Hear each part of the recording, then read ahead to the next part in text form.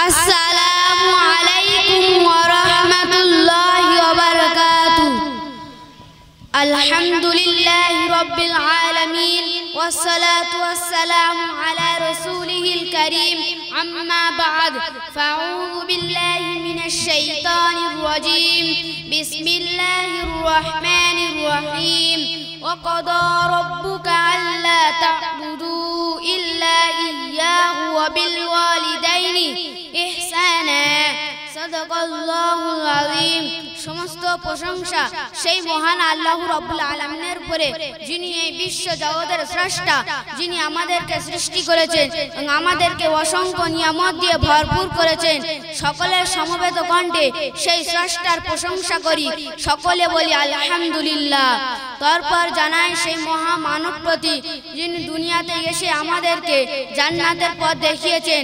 সকলে তার প্রতি দরুদ এবং সালাম প্রেরণ করি, সকলে বলি সাল্লাল্লাহু আলাইহি ওয়াসাল্লাম।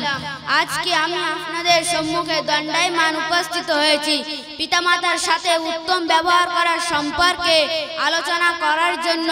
সর্বপ্রথম কুরআনুল কারীম থেকে যে আয়াতটি তেলাওয়াত করেছি, আল্লাহ তাআলা এই আয়াতের মধ্যে পিতামাতার হক সম্পর্কে সন্তানের প্রতি 6টি উপদেশ দিয়েছেন। কয়টি উপদেশ দিয়েছেন? 6টি উপদেশ দিয়েছেন। সেই 6টি উপদেশ আমাদের জানার দরকার আছে না নেই? আছে। সেই 6টি উপদেশ আমরা মনোযোগ সহকারে শুনবো ইনশাআল্লাহ। 1 নম্বর উপদেশ, ওয়া ক্বাদা রাব্বুকা আল্লা তা'বুদু ইল্লা ইয়্যাহু ওয়া বিল ওয়ালিদাইনি ইহসানা। তোমার পালনকর্তা আদেশ করেছেন যে তাকে ছাড়া অন্য কারো ইবাদত করো না এবং পিতামাতার সাথে উত্তম ব্যবহার করো। 2 নম্বর উপদেশ, ইম্মা ইয়াবলুগান্না ইনদাকাল কিবারা আহাদুহুমা আও কিলাহুমা ফালা তাকুল লাহুমা উফ। তাদের মধ্যে একজন অথবা উভয়ের তোমার জীবদ্দশায় বার্ধক্যে উপনীত হয়, তবে তাদের উফ উফ শব্দটিও বলো না। 3 নম্বর উপদেশ, ওয়ালা তানহারহুমা, এবং তাদের ধমক দিও না। 4 নম্বর উপদেশ, ওয়াকুল লাহুমা কাওলান কারীমা, এবং তাদের সঙ্গে শিষ্টাচারপূর্ণ কথা বলো। 5 নম্বর উপদেশ, ওয়াখফিজ লাহুমা জানাহাল যুল্লি মিনার রাহমা, তাদের সামনে ভালোবাসার সাথে নম্রভাবে মাথা নত করে দাও। বাবা মার অনুগ্রহ স্মরণ করো এবং বলো। 6 নম্বর উপদেশ, ওয়াকুর রাব্বিরহামহুমা কামা রাব্বায়ানি সগীরা, হে আমার পালনকর্তা, তাদের উভয়ের প্রতি রহম করো যেমন তারা আমাকে শৈশবকালে লালন পালন করেছেন। উল্লেখিত আয়াতে যেখানে উফ শব্দটি বলা পর্যন্ত নিষেধ করেছেন, সেখানে ধমক দেওয়া তো দূরের কথা। এরপরে আল্লাহ তাআলা কোরআনে পাকে ইরশাদ করেন, তোমরা তাদেরকে ধমক দিও না, কারণ কিছু হতভাগা সন্তান আছে যারা মাতা পিতাকে কথায় কথায় ধমক দেয়, পিতা মাতার প্রতি অসন্তুষ্টি দেখায়।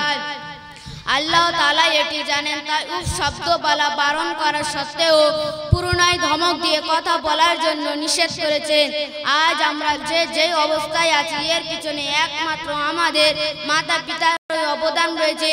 তাদের জন্য আজ আমরা এই পৃথিবীর সৌন্দর্য উপভোগ করতে পারছি। আজ মাতা পিতার জন্য আমরা এই পৃথিবীর মুখ দেখতে পেরেছি, কিন্তু যখন আমরা একটু বড় হই, যৌবনে পা রাখি, তখন আমরা আমাদের মাতা পিতাকে ভুলে যাই, নানা ধরনের কষ্ট দিয়ে থাকি, অনেক সময় বৃদ্ধাশ্রমে পর্যন্ত দিয়ে থাকি। এমন অনেক ঘটনা আছে যে পিতা মাতাকে বৃদ্ধ বয়সে রাস্তায় ছেড়ে দেওয়া হয়েছে। কথিত আছে যে এক সন্তান তার পিতাকে মারতে মারতে অনেক দূর পর্যন্ত নিয়ে যায়। এরপর লোকটি তার সন্তানকে বলল, তুমি থামো, কেননা আমি আমার পিতাকে মারতে মারতে এত দূর পর্যন্ত নিয়ে এসেছিলাম।